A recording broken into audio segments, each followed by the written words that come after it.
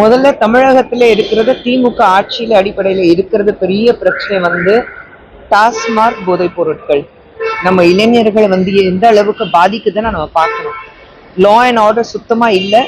முதலமைச்சருக்கு கீழே தான் வரும் லா அண்ட் ஆர்டர் சுத்தமா இல்லை. அதே மாதிரி இந்த போதைப் பொருட்கள் தெருக்கு தெரு டாஸ்மார்க், கல்லூரி பக்கத்துல டாஸ்மார்க், பள்ளிக்கூடம் பக்கத்துல டாஸ்மார்க், ஒரு ஃபேமிலி வாழ்ந்துட்டு இருக்காங்கன்னா அந்த தெருவில் டாஸ்மார்க். நானே ஒரு ஏரியால இருந்து டாஸ்மார்க் எடுத்திருக்கேன்.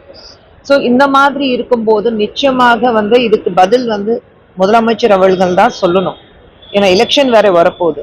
இந்த எலெக்ஷன் வரும்போது போதைப் பொருட்கள் சுத்தமா இருக்காது, ஏன் ஆளுங்களுக்கு அதுல சம்மந்தம் இருக்காது, டாஸ்மார்க் இருக்காது, 10 மணிக்கு மேல உங்களுக்கு காசு வராது.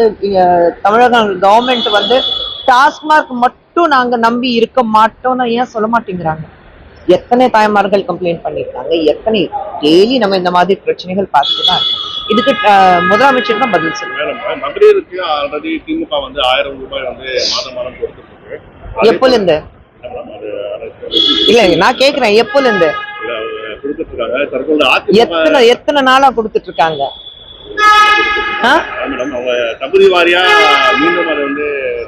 போன தேர்தலே ஆரம்பிச்சாங்க, சொன்னாங்க 6 மாசம் கொடுத்தாங்க, நிறுத்திட்டாங்க. தேர்தல் வரப்போது 6 மாசத்துக்கு முன்னாடி மறுபடியும் ஆரம்பிச்சாங்க. நடுவுல இருக்கிற 4 வருஷம் தூங்குனாங்க.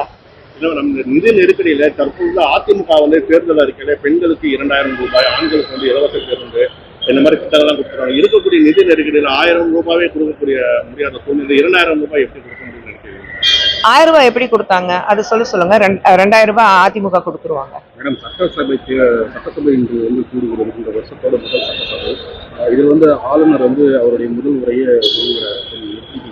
ஏன்னா கடந்த முறை திமுகவினர் எதிர்ப்பு தெரிவித்து அவர் வெளியே கலப்பிட்டாரு. அப்படி இருக்க சொல்ல இந்த வருஷம் முதல் உரையா நடத்துறாரு.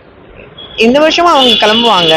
திமுக காங்கிரஸ்க்கு இருக்கிற ஒரே வேலை, நாங்க ஏதாவது எதிர்ப்பு தெரிய வைக்கணும். அது மக்களுக்கு சரியா இருக்கோ இல்லையோ, நம்மளுடைய தமிழகத்துக்கு கரெக்டா இருக்கோ இல்லையோ, நம்ம நியூஸ்ல இருக்கணும். நியூஸ்ல இருக்கிறதுக்கு நாங்க வெளிநடைப்படுவோம்னு சொல்லிட்டு வெளியில போயிட்டே இருப்பாங்க. அதே மாதிரி என்டிஏ கூட்டணியில பாமக தரப்பை சேர்ந்த அன்புமணி ராமதாஸ் தலைவராக இருக்காரு.